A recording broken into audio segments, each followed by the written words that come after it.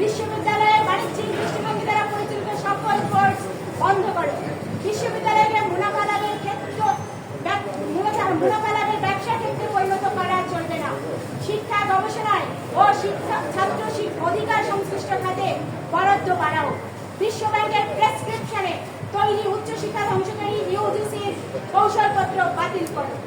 দাবি নাম্বার 3, হল প্রশাসনের তত্ত্বাবধানে ডাইনিং সিস্টেম চালু করো। ডাইনিং ক্যান্টিনে ভর্তুকি প্রদান করো। বিশ্ববিদ্যালয়ের মেডিকেল সেন্টারের আধুনিকায়ন করো।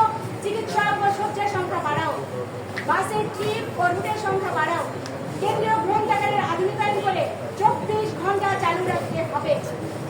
দাবি নাম্বার 4, 73 অধ্যাদেশের অসম্পূর্ণতা দূর করে বিশ্ববিদ্যালয়ের পূর্ণাঙ্গ স্বায়ত্তশাসন অধিকার নিশ্চিত করো। দাবি নাম্বার 5, বিশ্ববিদ্যালয়ের অভ্যন্তরীণ আয় বৃদ্ধির নামে বেতন উন্নয়ন ফি সহ নামে বেনামে ফি বৃদ্ধি বন্ধ করো। দাবি নাম্বার 6, শিক্ষা চিকিৎসার মতো মৌলিক অধিকারকে নিয়ে ব্যবসা বন্ধ করতে হবে।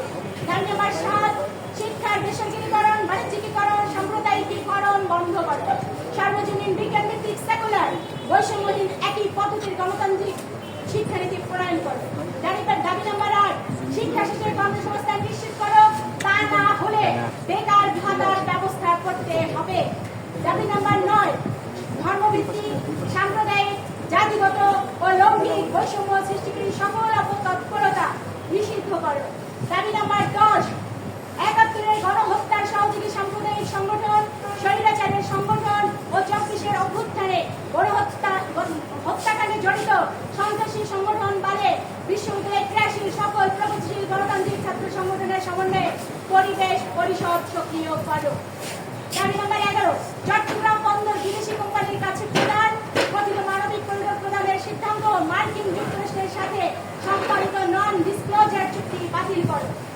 সকল সাম্রাজ্যবাদী আধিপত্যবাদী অপতৎপরতা রুখো।